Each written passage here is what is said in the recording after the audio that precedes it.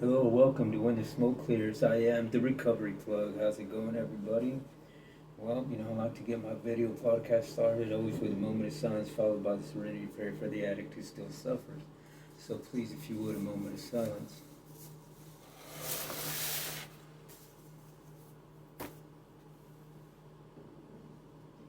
God, grant me the serenity to accept the things I cannot change, the courage to change the things I can, and the wisdom to know the difference. Thank you. Alrighty, well, let me scoot up here.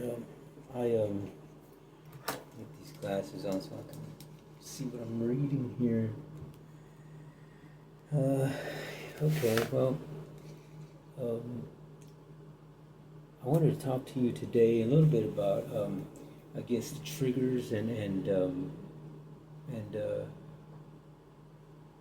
what I've done in the past when I got triggered and how it led me back into the world of addiction, how it made me, how it led me to relapse, and then how I'm going through today in this stint of my sobriety, and in a new way, I guess, in a new chapter of my life. It's been a while since I was in the recovery and sobriety community, and that was after a 5 year relapse. So you know, before the 5 year relapse, I had a 10 year run of sobriety, and you know, I want to talk a little bit about um, made me, what led me, I guess, to the 5 year relapse, and then um, what got me out of it, and where I'm at today, and what I do about the triggers and stuff. So, um, yeah, this past week I ran into some people um, that I was when I was in full blown addiction. I ran into people that I've used to use with, and I was kind of you know thinking about what had happened, and the people that I saw and how their lives are right now and how they reacted to when they saw me, and it was um, it was a surprise. Obviously, I hadn't seen them in a while, and you know they didn't recognize me. You know what I mean? They didn't recognize who I was, and until I was sitting there talking to them, and for when I've known these people for a good while, and years, and they didn't recognize me. But when I was with them the last time I was with them in the addictive world, I was I guess that last month that I was there, man, I was probably weighing 160 pounds, and um, I was probably, I'm sure I wasn't looking too great and didn't feel great at all. But so uh, they didn't recognize me because I've obviously gotten my weight back and my exercising habits, eating habits. I mean, and all of that stuff. I'm recovering in my life, and I'm grateful that I'm able to do that. I don't weigh 160 pounds anymore. I'm up to about 195 pounds now, and that's a big difference from from 160. So yeah, I'm sure they didn't recognize me, but it was nonetheless, it was a good feeling that I got when I saw the people, because they're friends of mine, and I care about them, and I care about what happens to them and that sort of thing, and they were obviously still in full blown use, and they they were happy to see me where I'm at, and they were happy to see one of one of the guys, in a sense, one of the crew uh, um, that has made it out. And they were like, man, that's right on, you know what I mean? They can, keep up the good work, stay away from here and this and that, and but it was nonetheless, it was cool to see them, and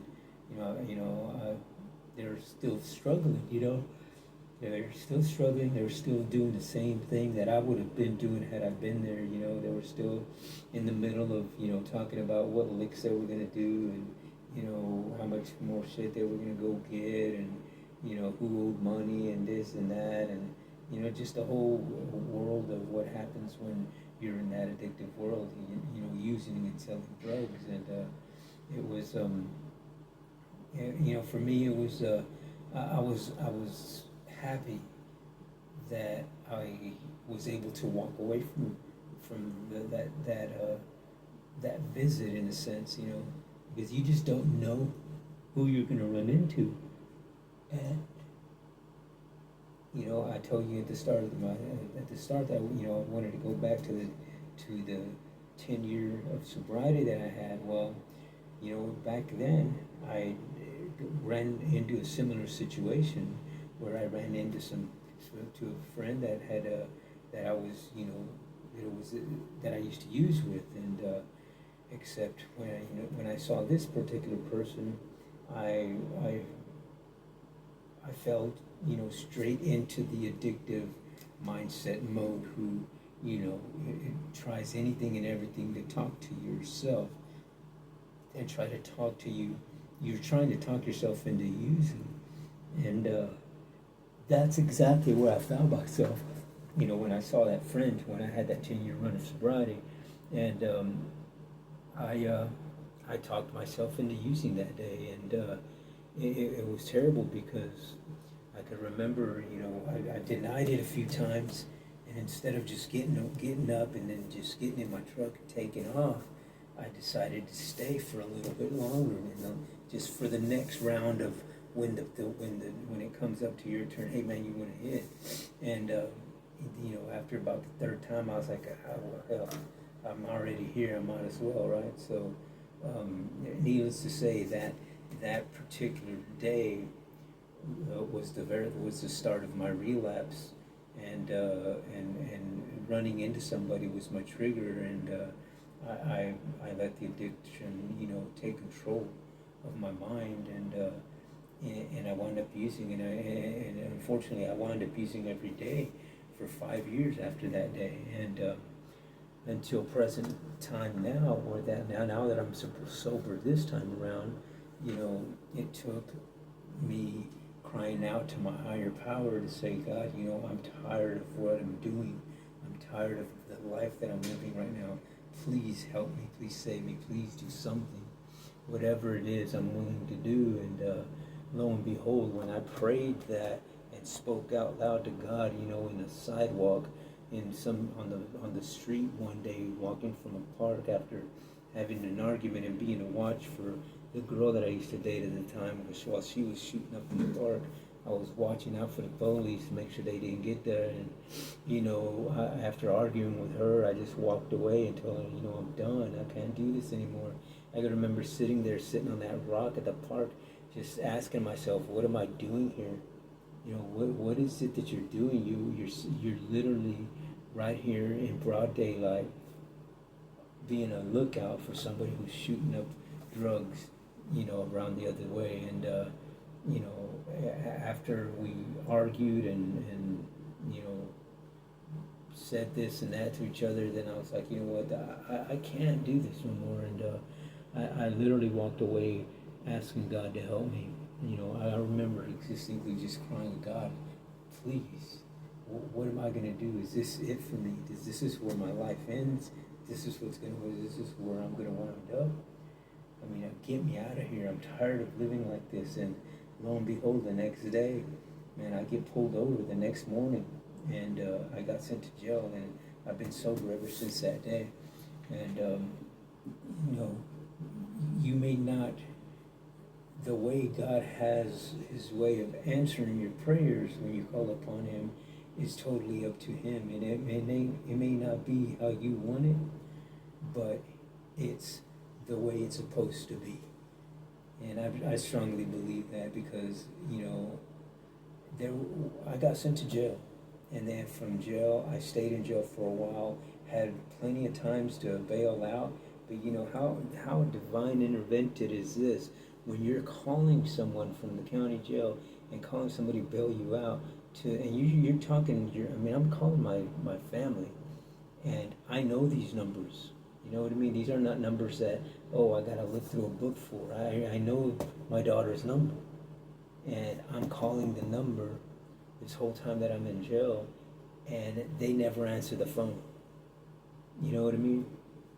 And 3, 4, 5 months down the line, when I finally get to go to court while I'm incarcerated, I get an opportunity to go to a rehab center, and I had 24 hours to report to the rehab center when I got out of jail.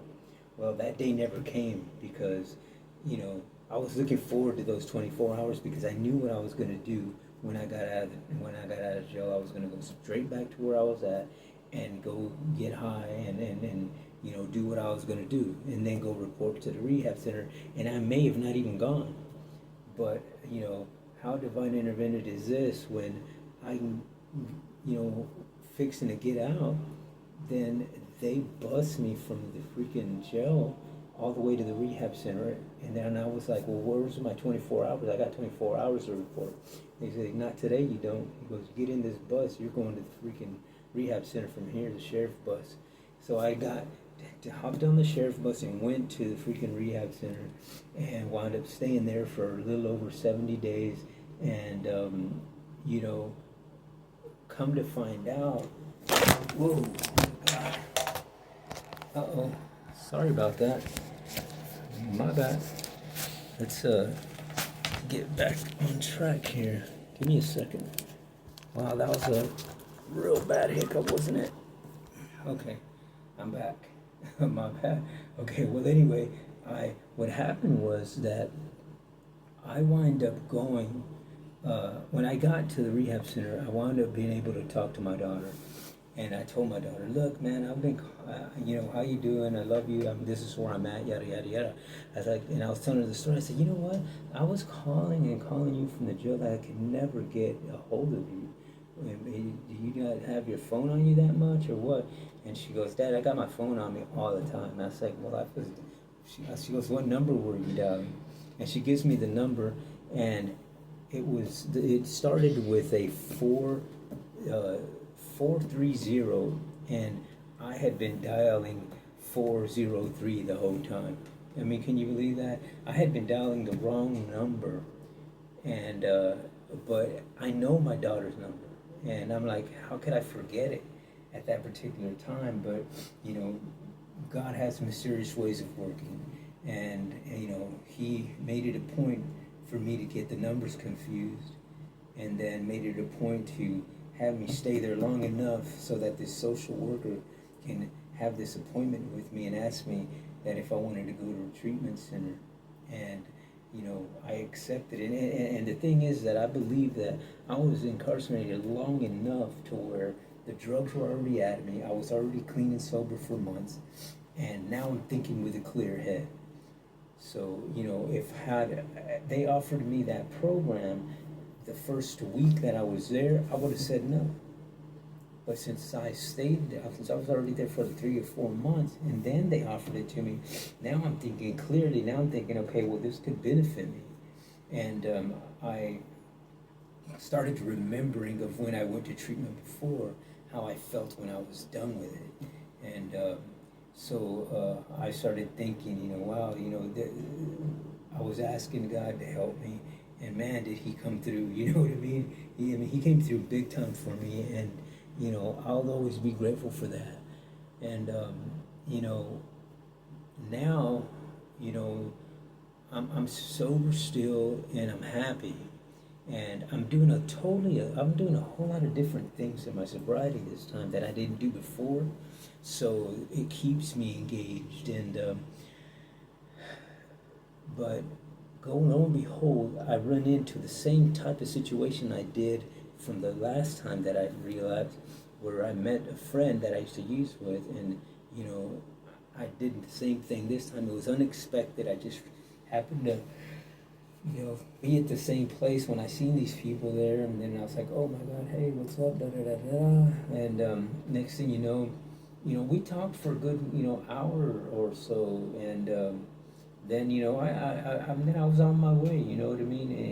And I recognized the fact when I was there. I actually recognized the fact and remembered my last time that I relapsed, and it's I'm grateful that I'm able to be aware of those types of things, and that I call it like I'm that sober that I can remember now, and I can understand and see, and react to the red flags, if you will, because it's hard. It is, and you know, I I just had a friend of mine who just um, relapsed, and due to the fact that it just he kept thinking about it. He kept thinking about it, and when you put those types of thoughts into your mind when you're in recovery, if you're thinking negative thoughts, well then guess what? Negative actions usually come out of negative thoughts. So it's a must when you're in recovery to do your due diligence and doing things positive on a repetitive basis no matter what. So like for me, I get up in the morning and I do a positive morning affirmation and meditation. And then I'll do my exercise. Then I'll have my coffee or my little bit of breakfast or whatever, and then I'll read a little bit of this right here, of the NA book, and then I'll read a little bit of the Bible, a couple of scriptures and stuff like that, and then I start my day off. I'll go do whatever appointments that I have to do, and things like that, and so I keep engaged on the daily in my recovery program and my recovery community, and also in my faith-based community, and my faith-based program. I intertwine those two things together because I believe in firmly that those two things need to be intertwined in your recovery if you want it to be a successful recovery, and not one like I did in the first stint of sobriety that I had, those 10 years, and where I went wrong was by the time I ran into that person that I used to use with, I was already months I had already stopped like probably 4 or 5 months prior. I stopped doing my meetings. I had stopped doing my recovery program.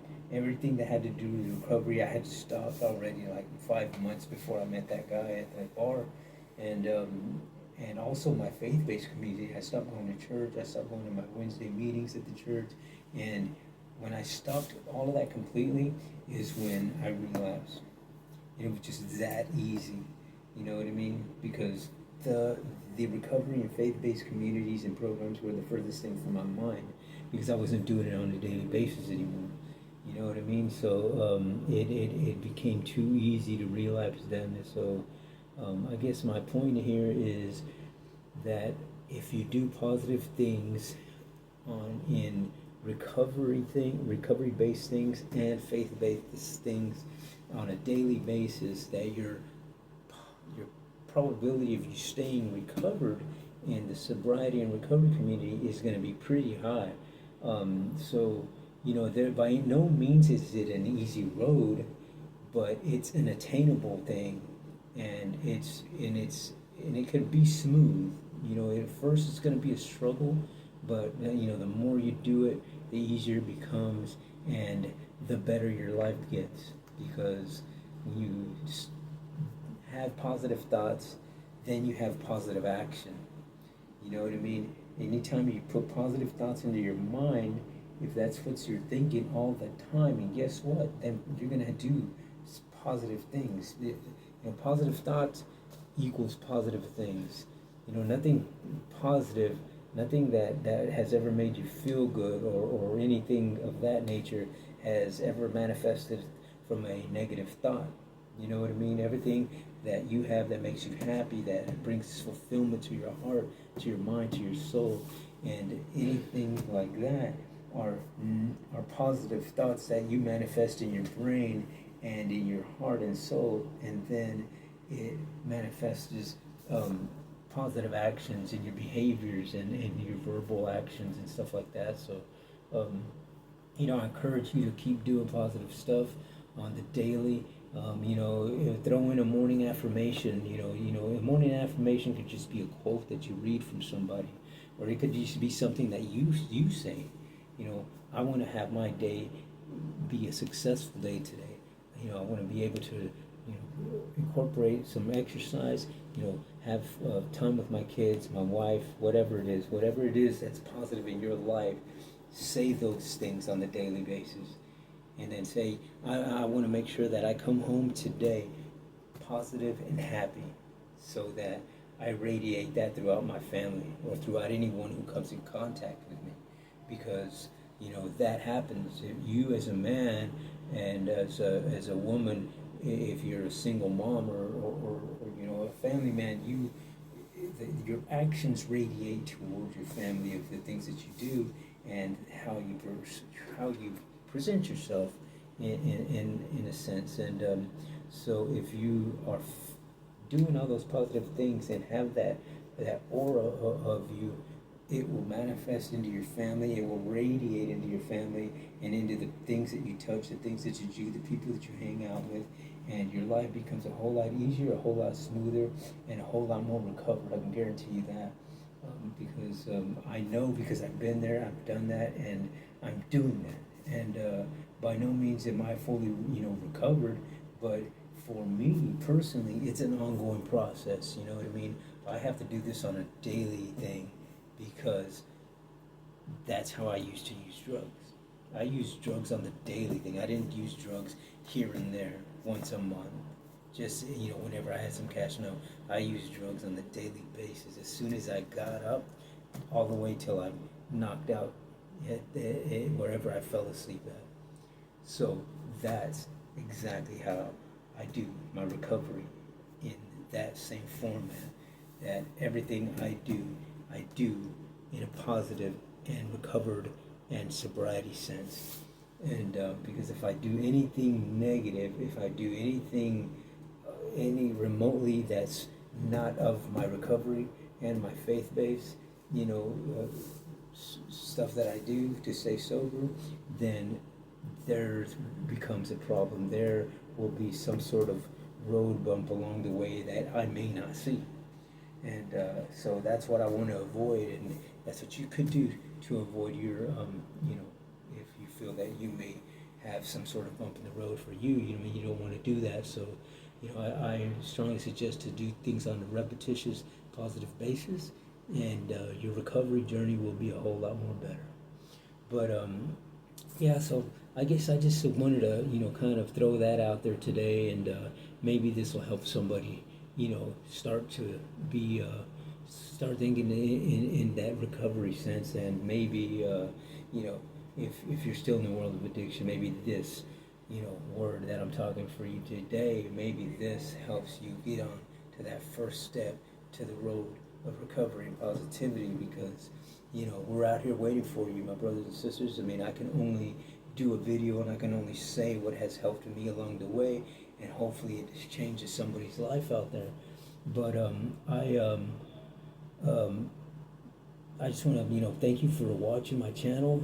If you please do me a favor, hit the like button, subscribe to my channel, leave me a comment, anything you want to talk about, comment on that, and maybe I'll talk about that subject on another episode. But I could use all the help that I can get to keep spreading this message of awareness to the topics of homelessness and drug addiction, and maybe I can reach, maybe I want to have a goal this year of reaching, at least, I don't know, a couple 100,000 viewers in a sense, and I can't do that unless I get the, A-OK from you guys. So the more subscribers I get, the better, and please share my channel, and spread the message, man. And I really appreciate you guys watching. So I guess until the next time, when the smoke clears, I am the recovery plug.